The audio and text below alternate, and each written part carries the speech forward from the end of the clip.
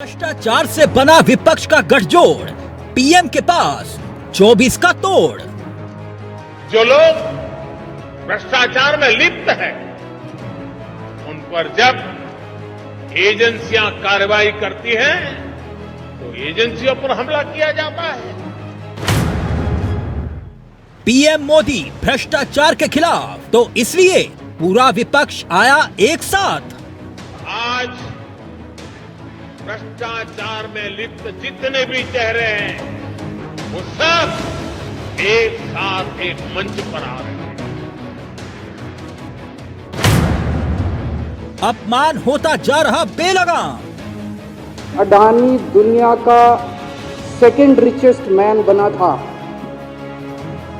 अडानी दुनिया का second richest man नहीं बना था, मोदी जी दुनिया के सेकंड रिचेस्ट मैन बने थे। अडानी पर तनातनी, विपक्ष की संजीवनी। पूरा देश ये देख रहा है, देश समझ रहा है। साथियों, भ्रष्टाचार ने हमारे देश का बहुत नुकसान किया है। दिमक की तरह देश को खोखला किया है भ्रष्टाचार। चुनावी तैयारी में भ्रष्टाचार पर सियासी प्रहार। अपने आप को मिस्टर राहुल गांधी सोचते हैं कि वो कॉन्स्टिट्यूशन से भी ऊपर है। भ्रष्ट बचाओ बनाम भ्रष्ट भगाओ की सियासत। जो लोग भ्रष्टाचार में लिप्त हैं, उन पर जब एजेंसियां कार्रवाई करती हैं, तो एजेंसियों पर हमला किया जाता है। अब की बार भ्रष्टाचार पर तकरार। भ्रष्टाचार ने हमारे देश का बहुत नुकसान किया है। दिमक की तरह देश को खोखला किया है भ्रष्टाचार ने। विपक्ष का मोदी घेरो प्लान। मोदी जी, ये अन्याय नहीं चलेगा, नहीं चलेगा, नहीं चलेगा। पीएम बोले, ये भ्रष्टाचारियों का अभियान। कुछ दलों ने मिलकर भ्रष्टाचारी बचाओ अभियान छेड़ा हुआ है।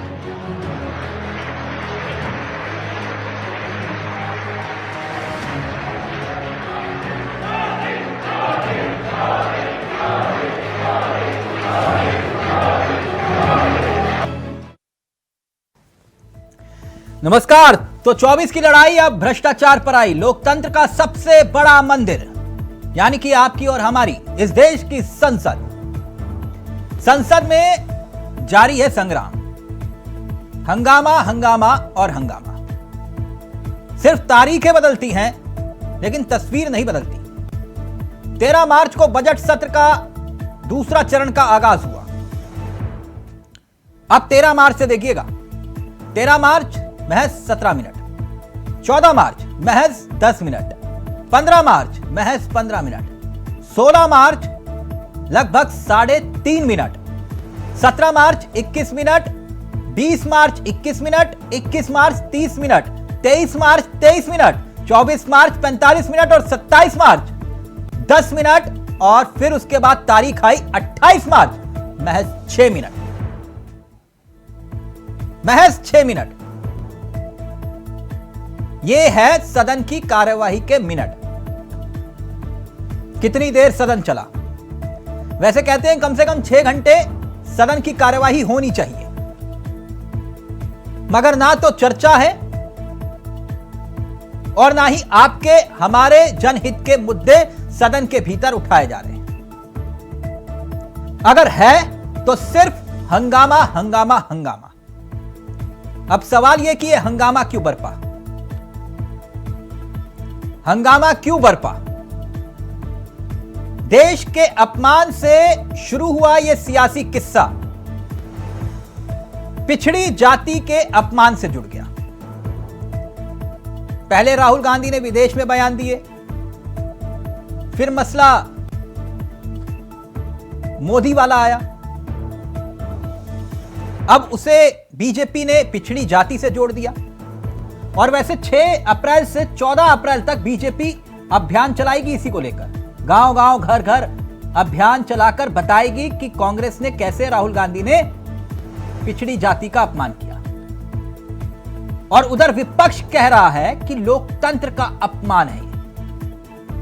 कभी आप म्यूट कर देते हैं संसद की कार्यवाही को जेपीसी की मांग को लेकर, मगर संसद क्यों नहीं चल रही, इस पर कोई बहस, कोई चर्चा नहीं हो रही है।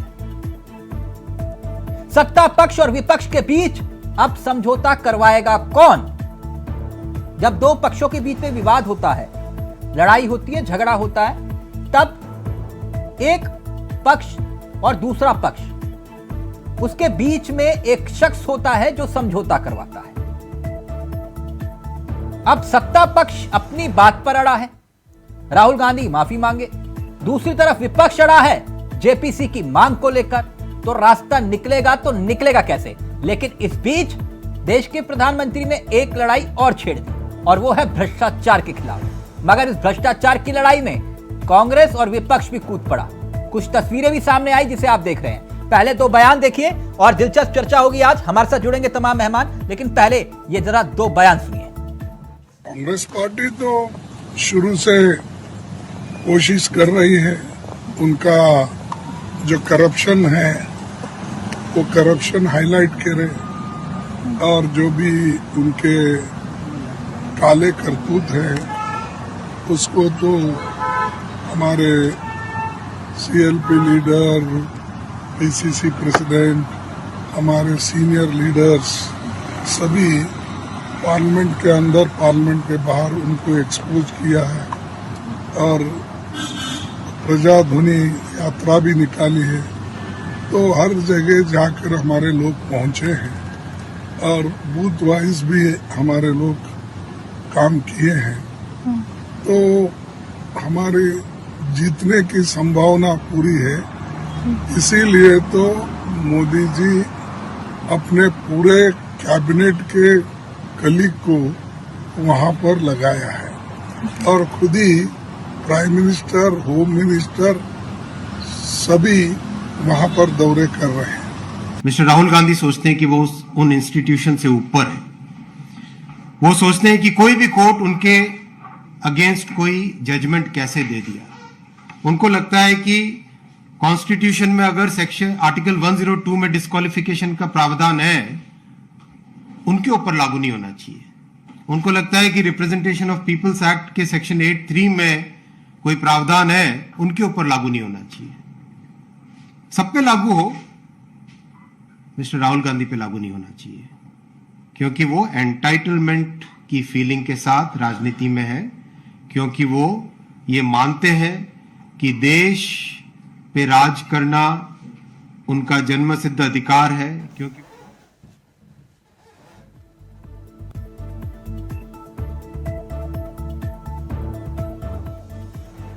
देश ने बाबा साहब अंबेडकर जी के कॉन्स्टिट्यूशन के तहत इंस्टीट्यूशंस बनाए, वो सारे के सारे इंस्टीट्यूशंस उनसे नीचे हैं। तो यानी 24 की लड़ाई अब भ्रष्टाचार पर आई। एक तरफ से वार होता है, दूसरी तरफ से पलटवार होता है। विपक्ष कहता है सरकार भ्रष्टाचार में लिप्त है, सरकार कहती है कि सारे भ्रष्टाचारी इस बात से परेशान है कि कार्रवाई हो रही है। अब मसला भ्रष्टाचार पर आकर टिक गया, यानी कि 24 की लड़ाई भ्रष्टाचार पर आई। सीधा रुख कर रहे हैं अपने मेहमानों की तरफ। आपको बता दें आज हमारे साथ इस चर्चा में जो मेहमान शामिल हो रहे हैं वो आपकी स्क्रीन पर आ चुके हैं। हमारे साथ केसी जैन साहब जुड़ गए हैं, बीजेपी के अनुभवी चेहरों में से एक हैं, तेजतर्रार प्रवक्ता है। भूदेव शर्मा हमारे साथ जुड़ गए हैं, कांग्रेस के तेजतर्रार प्रवक्ता हैं। तनुमा हमारे साथ जुड़ गई हैं, जो कि आम आदमी पार्टी का युवा चेहरा है। जनार्दन मिश्रा जी हमारे साथ जुड़ गए हैं, जो कि वरिष्ठ पत्रकार हैं। आप सभी का बहुत बहुत स्वागत है। सबसे पहले भूदेव शर्मा, इस चर्चा की शुरुआत में आपके साथ करना चाहूंगा। शर्मा जी कैसे हैं आप? बिल्कुल बहुत अच्छे हैं। तो शर्मा जी कुल मिलाकर यह है कि संसद नहीं चलेगी। देखिए तिलक जी, सबसे पहले तो मैं ये बताना चाहता हूँ कि संसद को सुचारू रूप से चलाने का काम सरकार का होता है। तो आप ये सवाल अगर सत्ता पक्ष के प्रवक्ता से कीजिए तो ज्यादा अच्छा है। नहीं वो तो मैं पूछूंगा, मुझे जो पूछना है मैं आपसे पूछ रहा था। आपका काम भी संसद में जाके सत्संग करना थोड़ी ना है, है ना? नहीं, सत्संग करना नहीं है, लेकिन देखिए विपक्ष का जो काम है जनता के मुद्दों को उठाना है। आज मोदी जी भ्रष्टाचार को लेकर के बड़े बड़े भाषण दे रहे हैं। मैं तो ये जानना चाहता हूं कि सबसे बड़ी भ्रष्टाचार पार्टी तो भारतीय जनता पार्टी है। कर्नाटक के अंदर 40% का कमीशन लेते हैं विधायक, जहां 8-8 करोड़ रुपए उनके विधायकों पे पाए जाते हैं, लेकिन कोई कार्रवाई नहीं होती है। मध्य प्रदेश में व्यापक घोटाले जैसे हो जाते हैं, लेकिन कोई कार्रवाई नहीं होती है। जो भ्रष्टाचारी भारतीय जनता पार्टी से बाहर होता है, जी आप पूरा फ्लो में हैं, एक एक करके आराम से एक एक मुद्दे पे आराम से बात करेंगे। यानी आप ये कह रहे हैं कि जिम्मेदारी सारी की सारी विपक्ष की नहीं, सत्ता पक्ष की होती है कि सदन चले? नहीं, जिम्मेदारी दोनों की है, सत्ता पक्ष की और विपक्ष की भी। लेकिन अगर विपक्ष कोई सवाल उठा रहा है, अगर उसको सत्ता पक्ष अगर उसका जवाब नहीं देता है, तो इसकी जिम्मेदारी किसकी है? सत्ता पक्ष का काम है कि विपक्ष जो जनता के मुद्दों को लेकर के आ रहा है, जनता के मुद्दे उठा रहा है, तो उन पर जवाब दे।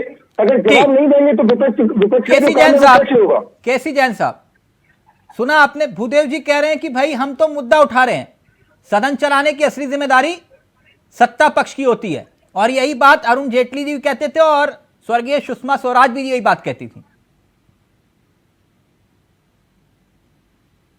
केसी जैन साहब, आवाज नहीं आ रही। आवाज मिल रही हमारी? जी जैन साहब प्लीज अपनी बात रखिए।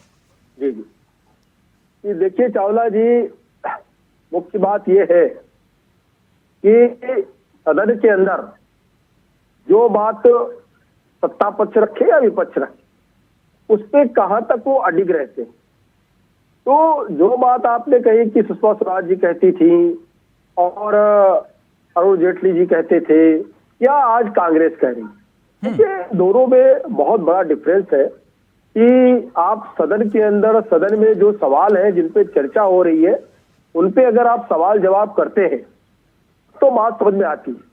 और जिस जेपीसी को लेकर के कांग्रेस ने सदन को घेरने का प्रयास किया, उसको लेकर के यही लोग माननीय उच्चतम न्यायालय में, सुप्रीम कोर्ट भी गए। सुप्रीम कोर्ट ने एक कमेटी गठित कर दी, ये भी उसकी ऑलरेडी जांच कर रही है। आरबीआई ने अपना जवाब दे दिया।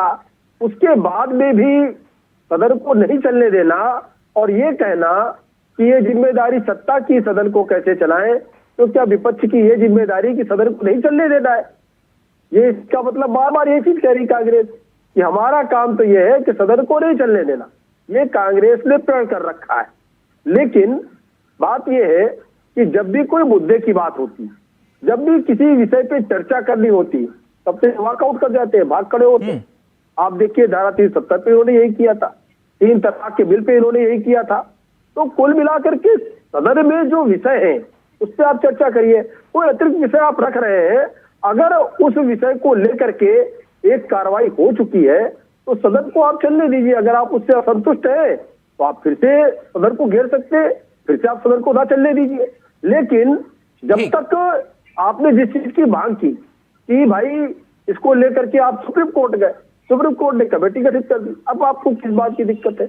और एक चीज है कि क्या एक ही विषय पे लटके रहेंगे, एक ही विषय पे अटक करके क्या आपको लगता है कि सदन के सारे कार्य सुचारू रूप से संचालित हो जाएंगे? अरे जब चर्चा होगी तो आपको और विषय मिलेंगे। ठीक, आप तो चर्चा के लिए तैयार है, आप ये कह रहे हैं, आप ये कह रहे हैं ये भाग जाते हैं, वॉकआउट करते हैं। एक मिनट जैन साहब, आप ये कह रहे हैं कि जब भी हम चर्चा करते हैं ये वॉकआउट कर देते हैं, भाग जाते हैं वहां से, है ना? ये तो कह रहे हैं कि अडानी पर चर्चा करवाओ। नहीं, बस वही तो बात है ना। हाँ। कि अडानी पे अगर ये, हमने आपसे कहा ना कि अगर एक विकल्प उसका खुल गया है, एक जांच कमेटी गठित हो गई, तो उसका रिजल्ट आने दीजिए ना। अगर रिजल्ट से आप असंतुष्ट हैं या आपको लगता है कि भाई 2 महीने जांच चली, 6 महीने जांच चली, जांच में कुछ नहीं आ रहा, आप फिर सदन को घेर सकते हैं। लेकिन आप ही सुप्रीम कोर्ट में जाते हैं, आप ही कमेटी गठित की मांग करते हैं और आप उस पर खूब अपनी पीठ तो तपाते हैं। दंडीमा जी अपनी बात रखेंगे, फिर उसके बाद जनार्दन जी आपके पास। दंडीमा जी, ये सदन चलाने की जिम्मेदारी किसकी है? मैंने एक के बाद एक तारीख के साथ बताया, कभी 2 मिनट, कभी 3 मिनट, कभी 4 मिनट, कभी 5 मिनट, कभी 10 मिनट। यह सदन की कार्यवाही है और जनता का पैसा फूक रहा है। किसकी जिम्मेदारी बनती है दंडीमा जी? देखिए, सदन जो है वो सरकार की जिम्मेदारी है चलाने की, और विपक्ष की ईमानदारी से बात सुनने की जो है उसे काम करना चाहिए। अगर विपक्ष चाहता है किसी पर बात करना, अगर सांसद चाहते हैं, नोटिस दे रहे हैं किसी मुद्दे पे बात करना, तो वो क्यों नहीं बात करने दे रहे? वो संसद इसलिए बनी है कि जनता की आवाज उठाने के लिए वहां पर हमारे प्रतिनिधि जाते हैं। अब वो उनको ही नहीं आप बोलने दे रहे। वही वेल पर ही कहा जाए मोदी अदानी भाई भाई डैश डैश डैश। बिल्कुल। देखिए, आप भ्रष्टाचार पे बात करने की बात कर रहे थे, तो भारत का भाजपा का हिसाब ये है, जो सबसे बड़ा भ्रष्टाचारी भाजपा से है उसकी यारी। और मैं एक जो हमारा वैसे भ्रष्टाचार से कुछ याद आया तनुजा जी, कुछ एक मिनट ये मैं पूरे देश को दिखाना चाहती हूँ। मोदी हटाओ देश बचाओ। जिस दिन ये मोदी हट जाएगा उस दिन देश बच जाएगा, क्योंकि अडानी के साथ मिलकर जो देश को बेचने का काम कर रहे हैं, जो उसकी संपत्ति को बेचने का काम कर रहे हैं, जो भ्रष्टाचार करने का काम हमारे मोदी जी कर रहे हैं, ये देश की जनता होने नहीं देगी। जनार्दन जी भी नहीं होने देगी। डैडी को पसंद क्लासिकल गाना और बेटा यमला पगला दीवाना, दोनों के अलग है रंग पर दोनों का एक अनोखा स्वाद। कमला पसंद, अनोखा स्वाद। पूरी दुनिया में भारतीय मसालों को पहचान दिलाने वाले महर्षि दयानंद के परम अनुयायी, नित्य यज्ञ कर्ता, कर्मयोगी, पद्म भूषण से सम्मानित महाशय धर्मपाल जी के 100वें जन्मदिन पर MDH परिवार आप सबका हार्दिक आभार व्यक्त करता है। एक जांच बिठाई गई है, तो हम लोग को कम से कम इतना धैर्य रखना चाहिए कि सरकार उसका साथ दे रही है या उसका विरोध कर रही, इतना समय आ जाने दें। जनार्दन जी, मैं अभी किसी एक व्यक्ति विशेष पर नहीं जा रहा, मैं सिर्फ ये कह रहा हूं कि जो बात अब इस वक्त केंद्र बिंदु है भ्रष्टाचार, विपक्ष ये कह रहा है कि मसला अडानी के भ्रष्टाचार से जुड़ा है, और सरकार ये कह रही है कि ये सारे भ्रष्टाचारी इसलिए इकट्ठे हो गए क्योंकि भ्रष्टाचार पर प्रहार हो रहा है। मसला केंद्र बिंदु भ्रष्टाचार है, तो क्या 24 की लड़ाई भ्रष्टाचार पर आई? नहीं, निश्चित रूप से देखिए, भ्रष्टाचार तो भाजपा के लिए भाजपा ने हमेशा यही प्रसारित किया है कि वो उसी भ्रष्टाचार के बिंदु पर लड़ती रही है। तो अभी विपक्ष एकजुट होकर भाजपा को ही भ्रष्टाचारी, सबसे बड़े भ्रष्टाचारी घोषित कर रहे हैं। तो निश्चित रूप से, और जो हम लोग की सबसे बड़ी जो बहस है उसका मुद्दा यही है कि जनता के लिए जिम्मेदारी और जवाबदेही किसकी बनती है। पक्ष विपक्ष पे आरोप लगा रहा है, विपक्ष पक्ष पे आरोप लगा रहा है, लेकिन संसद में जो एक प्रक्रिया है उसको नहीं पूरा होने दिया जा रहा है। तो भ्रष्टाचार तो ये भी एक कहीं ना कहीं उसी का एक रूप है कि जो एक जनता तक जो सही संदेश जाना चाहिए, जो सही बातें पहुंचनी चाहिए, वो भी नहीं पहुंच पा रही है, क्योंकि पक्ष और विपक्ष में जो आरोप प्रत्यारोप की राजनीति हो रही है उसमें जो असली मुद्दा है वो छुप जा रहा है। ठीक, एक छोटा सा ब्रेक ले रहे हैं। ब्रेक के उस पार यही सवाल होगा, क्या भ्रष्टाचार को लेकर नई रणनीति के साथ आगाज हो रहा है? लेकिन कुछ तस्वीरें भी हैं जो इस वक्त सवाल खड़ा कर रही है, जिसका जिक्र भूदेव ने भी किया, भूदेव शर्मा जी ने, केसी जैन साहब ने भी किया। ब्रेक के उस पार वही सवाल लेकर जल्द हाजिर होगा।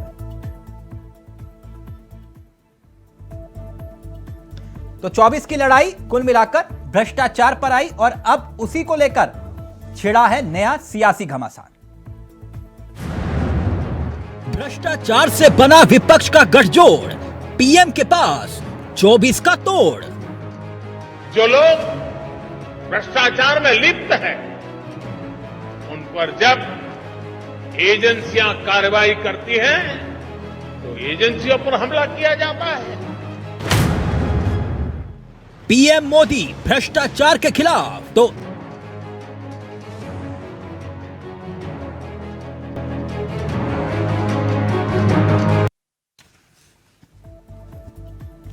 24 की लड़ाई भ्रष्टाचार पर आई, और सियासत के इस खेल में अब वार भी है और पलटवार भी। सीधा रुक करें अपने मेहमानों की तरफ। भूदेव जी, आपने कहा था ये भ्रष्टाचारी हैं, 40% कमीशन, कहीं 1% कमीशन, कभी अडानी, कभी और तमाम मुद्दों पर सवाल। लेकिन भूदेव जी, मैं कुछ तस्वीरें दिखाना चाहूंगा और फिर इस चर्चा को हम आगे बढ़ाएंगे। मैं अपने सहयोगी से चाहूंगा, जरा कर्नाटक से आई कुछ तस्वीरें हैं, जरा अगर भूदेव जी को दिखा पाए। भूदेव जी, ये तस्वीरें जानते हैं किसकी हैं? वैसे तो आपको पता चल गया होगा, क्योंकि नोट तो आप ही के नेता उड़ा रहे थे 500 के। सर, एक बात बताइएगा, भूदेव जी जानते हैं ना, ये डीके शिव कुमार की तस्वीरें हैं, बस की रूफ टॉप पर थे और 500 के नोट उड़ा रहे थे।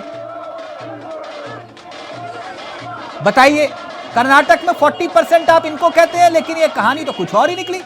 भूदेव जी को प्लीज स्क्रीन पर अगर हम ला पाए। भूदेव जी, भ्रष्टाचारी ये है, नोट आप उड़ा रहे हैं, समझ में नहीं आया। नहीं तिलक जी, देखिए सबसे पहले तो मैं ये बताना चाहता हूँ कि भ्रष्टाचार कोई भी कर रहा है, भ्रष्टाचार के खिलाफ कार्रवाई होनी चाहिए। नोट उड़ाना कोई भ्रष्टाचार में नहीं आता है कि आप मेरे पास नोट है, मैं नोट उड़ा दूं तो ये भ्रष्टाचार हो गया। आप लोग नोट उड़ाते रहते हैं, इतना नोट है आपके पास? तिलक जी पूरी बात हो रही दीजिए। भ्रष्टाचार वो है कि जब एक व्यापारी लिख करके और आत्महत्या कर ले कि मेरे से 40% कमीशन मांगा जाता है। भ्रष्टाचारी वो है जो रंगे हाथों करोड़ों रुपयों के साथ 8 करोड़ 4 करोड़ रुपए के साथ पकड़ा जाए। भ्रष्टाचार वो होता है जिसमें पकड़ लिया जाए और जहाँ सत्ता पर यहाँ पे एक विधायक ले रहा है, खुलेआम भ्रष्टाचार चल रहा है। और सबसे बड़ी बात यह है, समाज सेवा हो रही है। तिलक जी, मोदी मैं मेरी बात पूरी होने दीजिए। हाँ, आप ही की बात पूरी होने दे रहा हूं। मैं पूछ रहा हूं, ये जो नोट उड़ा रहे हैं आप, ये समाज सेवा हो रही है? नहीं, ये बताइए कि भ्रष्टाचार है तो पकड़िए ना। वहाँ किसकी सरकार है? आपने कर्नाटक का जिक्र किया, इसलिए तस्वीर याद आ गई मुझे, मैंने तभी चला दी। मैंने कहा ये समाज सेवा कर रहे हो ना। सरकार किसकी है? आप सरकार किसकी है? वहाँ कार्रवाई करवाइए ना, क्यों नहीं कार्रवाई करवा रहे? वहाँ अपने विधायकों पे भी कार्रवाई करवाइए, जो भ्रष्टाचार करे उस पर कार्रवाई होनी चाहिए। लेकिन सबसे बड़ी बात यह है कि भ्रष्टाचार सबसे अधिक भारतीय जनता पार्टी में होता है।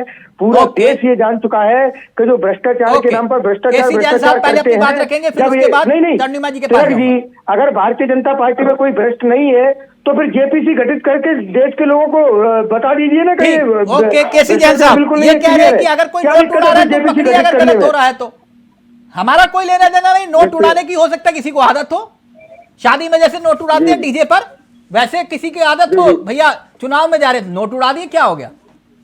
कोई अपराध थोड़ी ना कर दिया। भूदेव जी कह रहे हैं। बिल्कुल बिल्कुल। देखिए चावला जी, तिलक जी, जो मित्र भूपेश जी बैठे हुए हैं कांग्रेस के, अब तक तो ईडी और सीबीआई इनकी पहुंच जाती तिलक जी, जहाँ पे कर्नाटक में आपकी से मैंने 2 बार चर्चा शुरू की, अभी मैं तन्नीमा जी के पास गया भी नहीं, इसलिए प्लीज मैं अभी ऑडियो नीचे करूंगा तो फिर आप विक्टिम कार्ड म्यूट कर दिया जी मेरा, है ना? मेरे साथ मत करना प्लीज। 1 मिनट। हाँ, केसी जैन साहब जी, देखिए चावला जी, इनके जो प्रदेश अध्यक्ष हैं कर्नाटक के, डीके शिवकुमार जी, जिस प्रकार से नोट उड़ाते हुए और वहाँ पे चुनाव भी होना है और वहाँ पे चुनाव की घोषणा भी हो गई है, और जिस तरीके से नोट उड़ाते हुए इनके प्रदेश अध्यक्ष, तो ये क्या दिखाता है? ये भ्रष्टाचार नहीं है। आप लोगों को लालच नहीं दे रहे, आप लोगों को आकर्षित नहीं कर रहे कि अभी तो हमारी सरकार ने, अभी तो इतने नोट उड़ा रहे हैं और जब सरकार बन जाएगी तो जनता के लिए हम क्या करेंगे? नोटें बिछा देंगे सड़कों पर। तो कुल मिलाकर के जो स्वयं भ्रष्टाचार में कंठ तक डूबे, वो दूसरों पर भ्रष्टाचार का आरोप लगा रहे। दूसरी बात, अभी इसके पहले भूपेश जी ने कहा कि जनता का मुद्दा, फिर आपने सवाल पूछा, फिर जेपीसी लेकर के आ गए। देखिए, जनता का मुद्दा आपने 2019 के इलेक्शन में भी बताया, 2014 के इलेक्शन में भी बताया, लेकिन भारतीय जनता पार्टी की सरकार को इसी जनता ने चुना, क्योंकि जनता का ये मुद्दा ही नहीं था। अडानी से उनको कोई मतलब ही नहीं है, और जनता के जो मुद्दे हैं उस पर आप चर्चा नहीं होने देना चाहते। अडानी का मतलब जनता का मुद्दा नहीं है, आप मुझे ये कह रहे हैं? नहीं, बिल्कुल। देखिए, अडानी को लेकर के बहुत सारी बातें राहुल गांधी जी ने 2019 के बीच में घर घर जाकर के, हर एक प्रदेश में जाकर के, हर एक लोकसभा की सीट में जाकर के गिराते रहे। और जब 5 राज्यों में चुनाव था, उत्तर प्रदेश सही 2022 में, वहां पर भी गिराते रहे। प्रियंका जी यहाँ उत्तर प्रदेश में आई, वो 2 सीटें भी नहीं ला पाए उत्तर प्रदेश में, और 5 की 5 राज्यों में सरकार। ओके जैन साहब, अब तन्नीमा जी को पूरा मौका। तन्नीमा जी, अगर जनता का मुद्दा था तो जनता परिवर्तन लाती ना। जनता ने क्या कांग्रेस को कहीं पे घास डाली? कहीं पे घास तो नहीं डाली जनता ने। ओके, एक मिनट, आराम से पानी पीजिए, आराम से। पानी पीजिए। 36% वोट मिला है आपको। भूदेव जी, आप 63% का भी ध्यान रखिए। मत बताइए, सफाया हो गया कांग्रेस का। 63% का भी ध्यान रखिए। राहुल गांधी लोगों ने वोट दिया है। आप अब सदन के अंदर घुसा। आप भूदेव जी और केसी जैन साहब का ऑडियो नीचे करेंगे, सिर्फ तन्नीमा जी का ऑडियो रहेगा। तन्नीमा जी, मसला भ्रष्टाचार का है। भ्रष्टाचार से कुछ याद आया मुझे। जैन साहब और मनीष जी के क्या हाल है?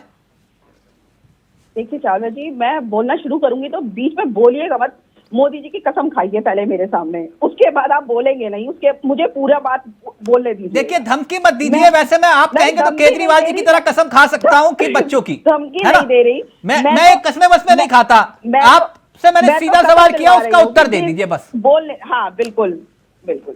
देखिए मैं आपको पहले भी दिखाया, हाँ ये मोदी हटाओ देश बचाओ जी, सबसे बड़ा जो भ्रष्टाचार है वो मोदी जी के नीचे हो रहा है। मोदी जी करवा रहे हैं अडानी के साथ मिलकर, दोस्ती करके। अब अडानी का सबसे बड़ा घोटाला मैं आपको अभी हमारे भाजपा के प्रवक्ता कह रहे थे अडानी का कोई मुद्दा ही नहीं है। एक्चुअली में इनको लगता है कि अडानी का मुद्दा नहीं है, क्योंकि मोदी जी ने कहा है कि कोई अडानी पे बात नहीं करेगा, कोई अडानी पे बात नहीं करेगा, इसलिए सदन पे बात नहीं होने देते। सदन पे 267 का नोटिस डालते हैं माननीय संजय सिंह जी, हर रोज डालते हैं, तब भी सत्ता पक्ष उस पर बात नहीं होने देता। विपक्ष जेपीसी की मांग कर रहा है, जेपीसी नहीं बना रहे, ये अपना ही जो है संगठन, अपनी कमेटी बना रहे हैं। देखिए ये जो गुंडागर्दी और दादागिरी, मेरी बात पूरी होने दीजिए। देखिए केसी जैन जी, आप ये बताइए, देखिए मेरी बात सुनिए। जेपीसी की मांग कर रहे हैं, अगर विपक्ष चाहता है जेपीसी की मांग के तहत उसकी कार्रवाई हो तो क्यों नहीं कर रहे हैं मोदी जी? क्यों मना कर रहे हैं? क्यों नहीं बात हो रही है? सुप्रीम कोर्ट क्यों नहीं हो रही? सुप्रीम कोर्ट का कोई महत्व नहीं है, सुप्रीम कोर्ट की कमेटी का कोई महत्व नहीं है, नहीं चलने वाला से बना उसका कोई महत्व नहीं है।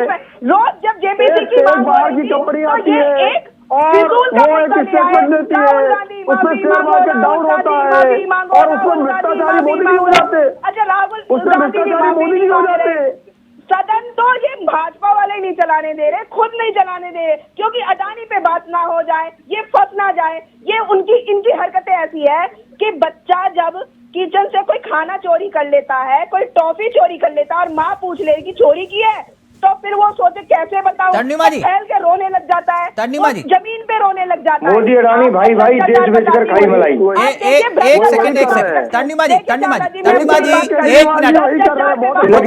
मिनट अभी नारे लगा रहे, एक सवाल पूछ लो, आप गुस्सा मत होना, एक मिनट सबका, एक सेकंड जैन साहब एक मिनट, अभी नारे लगा रहे हो, एक सेकंड रुको ना, अभी थोड़ा सा ट्रेलर दिखाता हूं। ये आज आप लोग कह रहे थे तन्निमा जी, आप लोगों ने चुनाव आयोग से शिकायत की है कि आम आदमी पार्टी पंजाब और दिल्ली में सरकार में है, गोवा में 6% और गुजरात में 14% वोट मिले आपको, लेकिन राष्ट्रीय पार्टी का दर्जा नहीं दिया इन लोगों ने, ऐसा है? हाँ, माननीय संजय सिंह जी ने कर्नाटक में प्रेस कॉन्फ्रेंस में उन्होंने कहा, अच्छा, एक बात मैं ये जानना चाह रहा था, 2 महीने पहले इलेक्शन कमीशन के साथ मीटिंग हुई सभी हाँ, अच्छा मैं बात, ये सवाल पता मैंने आपसे क्यों पूछा, उस पर इलेक्शन कमीशन के अधिकारी ने कहा कि हम इतना गुस्सा क्यों होते हो आप लोग, तो इतने जल्दी पत्र देंगे, तो क्यों नहीं दी? कर्नाटक सवाल तो सुन लो, मैंने सवाल क्यों पूछा, बात करते हैं और काम इतने डिले, सन 80 की बात, हाँ तन्निमा जी काम करते हैं। अच्छी बात है, आप राष्ट्रीय पार्टी बन गए, बहुत बहुत मुबारक हो आपको, लेकिन मैंने ये सवाल पता क्यों पूछा आपसे जी कि गोवा में 6% और गुजरात में 14%। जी मैं ये सवाल इसलिए कर रहा था कि कर्नाटक, मध्य प्रदेश और राजस्थान में भी चुनाव लड़ोगे ना पक्का आप? बिल्कुल, चुनाव हम लोग जहां भी चुनाव होंगे सभी राज्यों में चुनाव लड़ेंगे हम लोग। ठीक है, ओके भूदेव जी, क्लियर है? आप तो नहीं बोलोगे बी टीम है कोई सी टीम है, इस तरह की बात? क्योंकि गुजरात में आपने कहा 14% हमारी काटे थे। देखिए बड़ा मुद्दा ये है कि हम लोग राष्ट्रीय पार्टी हो चुके हैं। हाँ हो चुके, मैं इनको यही समझा रहा हूँ, भूदेव जी समझते नहीं है। पर ठप्पा लगा दिया, फिर भी हाँ। अभी तक हमें राष्ट्रीय पार्टी को पार्टी नहीं बनाई है, हमें पत्र नहीं मिला है। नहीं होना, कर्नाटक का चुनाव घोषित कर दिया। ओके तन्निमा जी, मैं आपको शुभकामना दे सकता हूँ, इससे ज्यादा कुछ नहीं है ना। अब आप भ्रष्टाचार पे आ जाइए। हाँ, भ्रष्टाचार पे आ रहा हूँ, एक मिनट, भ्रष्टाचार पे मुद्दा, भ्रष्टाचारी कौन है आज मैं आपको बताऊंगी। तन्निमा जी आप बताइएगा, खुलकर बताइएगा, मेरे यहाँ कोई दिक्कत नहीं है कार्यक्रम में, अपनी बात अपने वक्त पे रखिएगा बस, एक मिनट जी। केसी जैन साहब जी, देश में भ्रष्टाचार एक बड़ा मुद्दा है ना, देश के प्रधानमंत्री ने कहा। अब मैं कुछ तस्वीरें दिखाना चाह रहा था, इजाजत है आपकी? जी जी जी जी चावला जी, अरे आपका तो है, आपको पूरी इजाजत है क्या? नहीं इजाजत, आप मैं तीनों आप इस कार्यक्रम का हिस्सा, इसलिए आप तीनों से इजाजत लेकर ही कर रहा हूं मैं आगे काम। जरा मैं अपने सहयोगी से चाहूंगा, पश्चिम बंगाल से आई कुछ तस्वीरें हैं, अगर हम पश्चिम बंगाल से आई तस्वीरों को, ममता जी की तस्वीरों को दिखा पाए, ममता बनर्जी की कुछ तस्वीरें आई हैं, ये तस्वीरें अगर केसी जैन साहब देख पा रहे हो तो मैं आपको बता देता हूं। ममता बनर्जी ने एक वॉशिंग मशीन लगाई मंच पर और एक वॉशिंग मशीन में उन्होंने डाला काला कपड़ा और निकाला सफेद कपड़ा और उस पर लिखा बीजेपी की वॉशिंग मशीन। केसी जैन साहब जी को अगर हम स्क्रीन पर ला पाए। केसी जैन साहब, ये तस्वीरें, क्योंकि मसला भ्रष्टाचार का था तो मैंने डीके शिव कुमार की तस्वीरें दिखाई तो ये तस्वीरें भी सामने आई, तो इसलिए मैं आपसे चाह रहा था अगर कुछ मार्गदर्शन कर पाए। ये कह रहे थे कि ये वॉशिंग मशीन जो है ये ऐसी वॉशिंग मशीन है बीजेपी की जिसमें डालेंगे काला कपड़ा और निकलेगा सफेद कपड़ा चमचमाता हुआ। देखिए ये ममता जी का काला जादू हो सकता है कि काला कपड़ा डाला सफेद कपड़ा निकाल लिया, लेकिन ये भारतीय जनता पार्टी की वॉशिंग मशीन बिल्कुल नहीं हो सकती। बिल्कुल नहीं हो सकती। ये देखिए वो ये कह रहे हैं हेमंत पार्टी की वॉशिंग मशीन में तो जो भ्रष्टाचारी होते हैं वो साफ होते हैं। भूदेव जी, या तो आप कार्यक्रम कर लीजिए, मैं चला जाता हूँ, कोई दिक्कत नहीं है। नहीं या फिर मेरे को सवाल करने दीजिए। हमें भी अपनी बात रखने दीजिए। हाँ, आप अपनी बात रख रहे हैं अपने टाइम पर। आप जिस व्यक्ति से बात कर, मैं ये कह रहा था केसी चावला जी जैन साहब, वो ये कह रहे हैं हेमंत बिस्वा, नारायण राणे, मुकुल राय, येदुरप्पा, 40% कर्नाटक की सरकार, रेड्डी बंधु, क्या ये सब जेल में है जिसका जिक्र आप लोग करते थे? तो इसलिए वो वॉशिंग मशीन का जिक्र कर रहे हैं। प्लीज मार्गदर्शन करें। क्या है चावला जी, देखिए आदरणीय चावला जी, बात ये है कि यही कांग्रेस पार्टी, जब कांग्रेस के ज्योतिरादित्य सिंधिया भारतीय जनता पार्टी में आ गए तब कांग्रेस की नजर में वो भ्रष्टाचारी हो जाते हैं। और इसी तरीके से कई सारे नेता जो कांग्रेस को छोड़ करके भारतीय जनता पार्टी में आ गए तब कांग्रेस मानने लगी कि ये भ्रष्टाचारी थे। ऐसे ही वो चाहे ममता जी हो, चाहे कर्नाटक की सरकार के विपक्ष के लोग हो या अन्य जगहों के लोग, अगर वो भ्रष्टाचारी थे, जिनको ये कह रहे हैं कि भाई भारतीय जनता पार्टी की सरकार में जाने इनमें से कईयों के ऊपर आप ही ने आरोप लगाए थे भ्रष्टाचारी हैं, आज वो आपके साथ है। नहीं, मैं वही कह रहा हूँ कि देखिए भ्रष्टाचार, अगर ये इनको आज ये भ्रष्टाचारी पार्टियां मान रही हैं, अगर ये दूसरी पार्टी में थे, वो कह रहे भाई हमारी पार्टी में थे तो भ्रष्टाचारी थे और भाजपा में जाने के बाद भ्रष्टाचारी नहीं रह गए, यानी कि आज वो मान रहे हैं कि भ्रष्टाचारी थे। जैसे विपक्ष का ये आरोप है, जैन साहब क्यों नहीं माना कि भ्रष्टाचारी थे? जैन साहब, देखिए विपक्ष ये कह रहा है कि जैसे कर्नाटक में आपकी सरकार 40% कमीशन, 40% कमीशन, उसका आरोप लगा। मेघालय में नंबर 1 भ्रष्टाचारी सरकार में आप शामिल क्यों? राजस्थान में संजीवनी कॉर्पोरेट घोटाला, मध्य प्रदेश का घोटाला, छत्तीसगढ़ में नान घोटाला, ये सारे जितने भी आरोप लगे वो नेता बीजेपी में शामिल हुए तो वॉशिंग मशीन से धुल गए, ये कह रहे हैं, आरोप है। देखिए चावला जी, मुख्य बात ये है कि ये तो व्यक्तियों पे आरोप लगा रहे हैं, लेकिन विपक्ष तो सीधे सीधे घोटाले की बात करती है। ईवीएम मशीन के ऊपर ये तो घोटाले की बात करते हैं। ये तो सीधे सीधे लोग सीधे संविधान खतरे में आने की अच्छा, तो मतलब आप वाला जो भ्रष्टाचार है वो भ्रष्टाचार नहीं है जो आरोप आप लगाते थे? आप विपक्ष जो लगा रहे हैं वो भ्रष्टाचार कह रहा हूँ मैं दूसरी बात कह रहा हूँ कि इनकी नजर में तो चुनाव आयोग भ्रष्टाचारी हो जाता है जब चुनाव हार जाते हैं। ठीक है, तंडिमा जी अपनी बात रखेंगे, फिर भूदेव जी पूरा वक्त आपका। तंडिमा जी आप अपनी बात रखिए। भारतीय जनता पार्टी में आ गया तब ये भ्रष्टाचारी जी अगर शांत हो जाए तो देखिए भारतीय जनता पार्टी की सरकार में भ्रष्टाचार समाप्त हुआ है। वो चाहे सिसोदिया जी हो तब केजरीवाल जी तिलमिला जाते हैं और कांग्रेस के कितने लोग जेल गए उस पर कांग्रेस से मिला जाती है। जैन साहब का ऑडियो नीचे रहेगा, तंडिमा जी का ऑडियो रहेगा, फिर उसके बाद भूदेव जी का ऑडियो। तंडिमा जी अपनी बात रखेंगे, फिर भूदेव जी आपके पास आ रहा हूँ। तंडिमा जी, मैंने अभी भ्रष्टाचार पे बात हो रही है, मैंने आपसे पहले भी कहा था कि जो सबसे बड़ा भ्रष्टाचारी वो भाजपा से है, उसकी यारी। अब अभी हमारे भाजपा के प्रवक्ता ने कहा कि जो भाजपा सरकार जब से आई है वो भ्रष्टाचारी खत्म कर रही है, क्योंकि भ्रष्टाचारी इसलिए खत्म हो रही है क्योंकि सारे भ्रष्टाचारी जो है भाजपा में आए जा रहे हैं। सीबीआई, ईडी का जो काम है वो भाजपा इस द्वारा करी जा रही है कि सिर्फ कब्जा करने का काम कर रही है, उनके द्वारा छापा करवा के, चाहे वो नेता हो चाहे वो देश की संपत्ति हो, वो देश की संपत्ति हो। आप देखिए देश की संपत्ति में एनडीटीवी पे छापा मारा, एनडीटीवी अडानी को बेच दी। डैडी को पसंद क्लासिकल गाना और बेटा यमला पगला दीवाना, दोनों के अलग है रंग पर दोनों का एक अनोखा स्वाद। कमला पसंद, अनोखा स्वाद। पूरी दुनिया में भारतीय मसालों को पहचान दिलाने वाले महर्षि दयानंद के परम अनुयायी, नित्य यज्ञ कर्ता, कर्मयोगी, पद्म भूषण से सम्मानित महाशय धर्मपाल जी के 100वें जन्मदिन पर एमडीएच परिवार आप सबका हार्दिक आभार व्यक्त करता है। है कौन है, कहां से आया है, किसी को पता नहीं, और जिसको पता था वो बचा नहीं। भोला से बचना तो नामुमकिन है, पर गर्मी से बचने के लिए आपके पास है समर कूल कूलर्स, जो रखे आपको हमेशा cool. Refresh yourself this summer with summer cool coolers and watch Bhola in theaters near you on 30th March.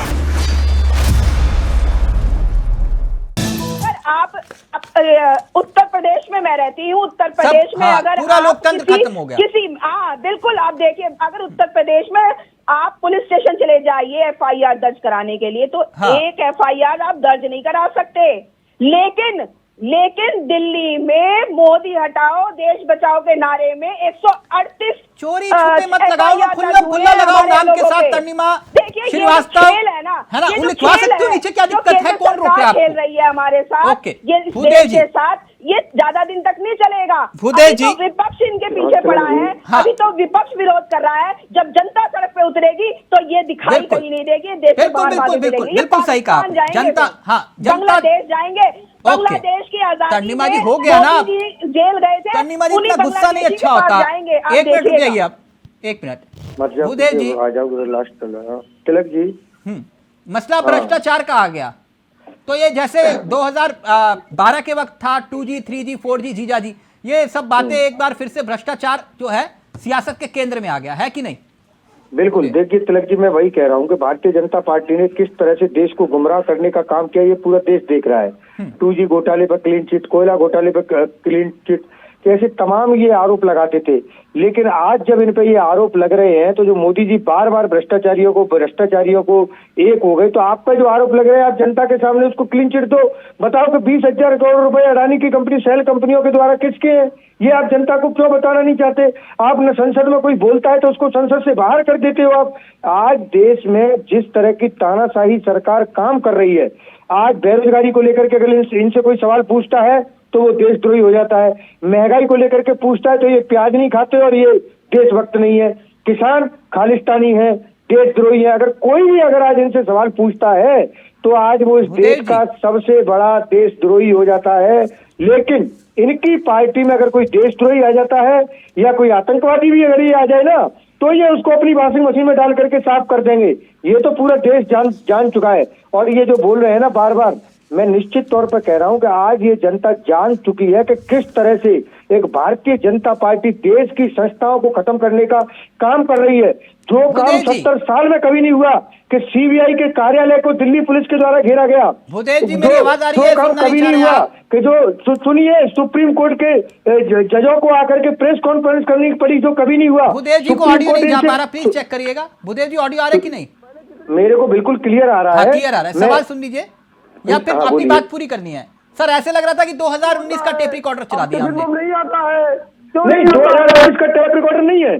Supreme court इनसे बोल रहा है कि मुझे बंद लिफाफे में कोई सूचना मत दीजिए। सुप्रीम कोर्ट इनको बार-बार फटकार लगा रहा है। महाराष्ट्र को टेस्ट को लेकर के इनको फटकार लगाई है। आतंकवादियों को भी पालने पोसने का काम कांग्रेस जैन साहब अभी उसी पर आ रहा हूं। एक आतंकवादी जेल प्लस सिक्योरिटी लेकर के घूम रहा है। नहीं, एक आतंकवादी जेल प्लस सिक्योरिटी लेकर के घूम रहा है और आप पुलवामा के सबूत नहीं दे पा रहे हो।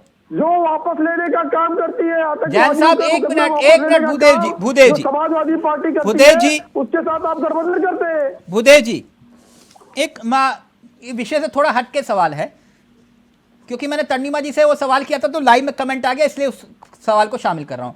ये जो आम आदमी पार्टी कर्नाटक, मध्य प्रदेश और राजस्थान में चुनाव लड़ने की तैयारी कर रही है, उसको लेकर कांग्रेस के क्या ख्यालात हैं? ऑडियो चला गया? हाँ जी, हाँ बोलिए। हाँ, मैं सवाल पूछा था, जवाब आपको देना है। हाँ, एक बार रिपीट कीजिए। अच्छा रिपीट कर रहा हूं, ध्यान से सुनिएगा। ये जो आम आदमी पार्टी है वो राजस्थान, कर्नाटक और मध्य प्रदेश में चुनाव लड़ने की तैयारी कर रही है। मैंने पूछा आपसे कि आपके क्या ख्यालात हैं इसको लेकर, समझ में आया सवाल? देखिए तिलक जी, मैं आपको आज ये स्पष्ट कर देना चाहता हूं कि कांग्रेस पार्टी एक ऐसी पार्टी है जो हमेशा क्षेत्रीय पार्टियों को बढ़ने का मौका देती है। क्षेत्रीय पार्टी?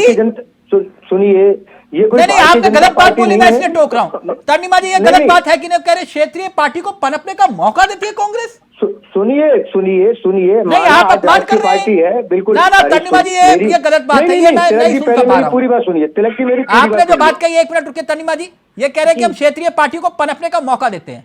अब इन्हें मालूम ही नहीं कि ये क्षेत्रीय पार्टी है या राष्ट्रीय पार्टी है। अरे तिलक जी, मेरी बात को पूरा आपने होने नहीं दिया। इन्हें पूरी होने करना चाहिए, कोई पहले ठीक करना चाहिए इस लाइन को। पहले आम आदमी पार्टी क्षेत्रीय पार्टी ही थी जिसको पनपने का मौका कांग्रेस ने दिया है। हर कोई किसी भी स्टेट में हो, ये भारतीय जनता पार्टी नहीं है क्षेत्रीय पार्टियों के साथ अलायंस करके उनको खत्म करने का काम करती है। देश में कोई काम नहीं कर रही, पनपने का मौका ऐसे दिया कि भैया देश में भाजपा और कांग्रेस के भ्रष्टाचार से जब तंग हो गए तब आम आदमी पार्टी का जन्म हुआ, जिससे कि भ्रष्टाचार खत्म। तिलक जी सुनिए, मैं पहले बोलता हूँ कि ये उनका लोकतांत्रिक अधिकार है, वो कहीं भी जाकर के चुनाव लड़ सकते हैं। वो तो आप थोड़ा रोक दोगे किसी को? निर्दलीय भी चुनाव लड़ते हैं, वो निर्दलीय नहीं है, कोई पार्टी के सिंबल, वो निर्दलीय नहीं है जिसे आप कह रहे हो कि हमने क्षेत्रीय पार्टी होने। ऐसा थोड़ी ना कि उन्होंने कहा कि भैया हम आपके हाथ में अंगूठी पहनाने आ रहे हैं, आपने कहा कि नहीं मेरा हाथ ही ले लो। ऐसी बातें मत करो भूदेव जी, अच्छा नहीं लगता। तिलक जी, मेरी बात को पूरा होने दीजिए। मैं ये निश्चित तौर पर कहता हूँ कि कांग्रेस की जब सरकार थी तो क्षेत्रीय पार्टियों को बढ़ने का मौका दिया, तभी तो वो राष्ट्रीय पार्टियां बनी। ये भारतीय जनता पार्टी नहीं है जो क्षेत्रीय पार्टियों के साथ अलायंस करके उसको पूरी तरह तबाह करके, जहां जहां इन्होंने अलायंस बनाया उन पार्टियों को बात तो मैं बहुत हद तक सहमत हूं कि भाई अगर मसला ममता बनर्जी गई तो कांग्रेस से ही गई, एनसीपी बनी बिल्कुल पवार साहब की तो कांग्रेस से ही बनी। लोकतांत्रिक देश है, आपने तो पार्टी होना भी जरूरी नहीं है। लेकिन ये नहीं समझ में आया कि आम आदमी पार्टी के लिए आपने बलिदान दिया, ये तो मेरी समझ से परे था। ओके, अब सिर्फ 2 मिनट में जैन साहब का ऑडियो रहेगा। के साथ उसकी समाप्ति जो कर दी उसके बारे में बता रहे हैं कि हम भी जहाँ जहाँ गठबंधन करते हैं वो पार्टी समाप्त हो जाती है। उत्तर प्रदेश में जो अखिलेश जी के साथ में किए वो बता रहे हैं। जैन साहब हो गया ना, एक मिनट जी चावला जी। देश में एक बयान को लेकर चर्चा हो रही है और मैं उस बयान को आपके सामने प्ले करना चाहूंगा, और वो बयान है किरण रिजिजू का। वो बयान मुझे पूरी उम्मीद है कि आपने भी सुना होगा, देखा होगा और पढ़ा होगा, और मैं देश के सामने वो बयान रखना चाहूंगा क्योंकि उस बयान को लेकर बहुत चर्चा हो रही है और उसका जिक्र जो है अभी भूदेव शर्मा जी ने भी किया था। वो बयान आपकी स्क्रीन पर आ गया है।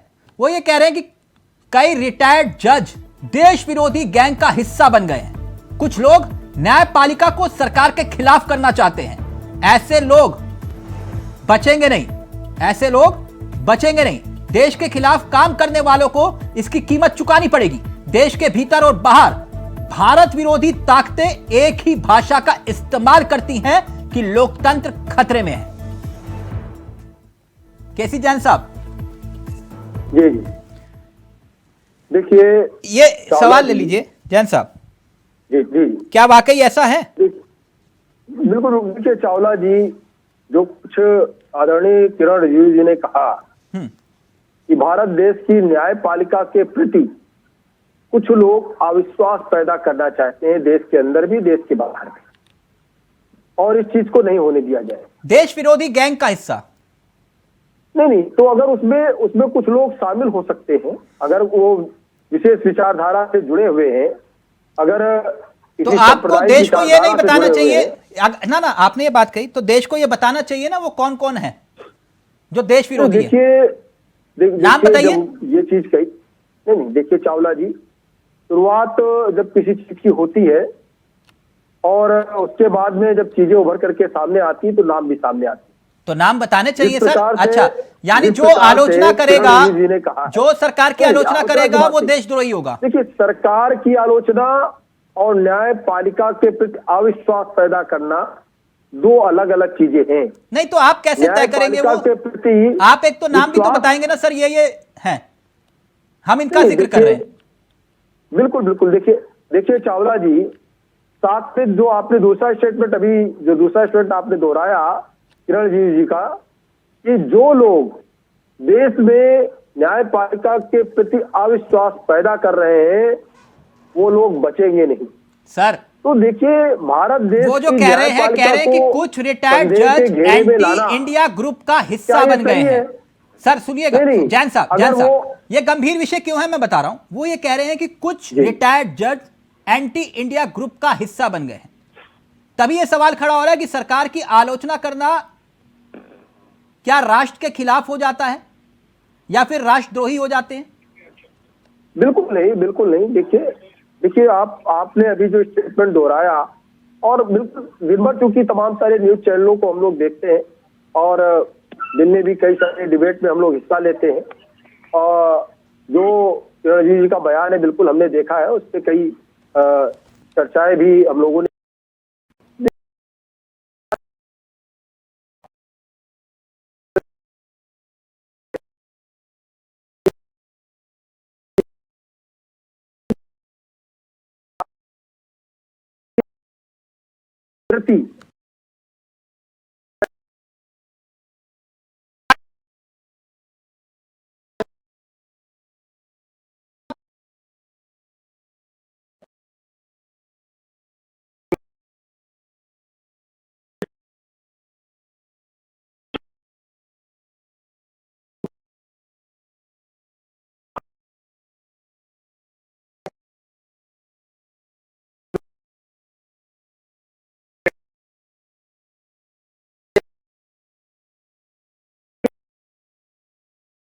सरकार को लेकर के सवाल उठा रही है। मैं एक सेकंड,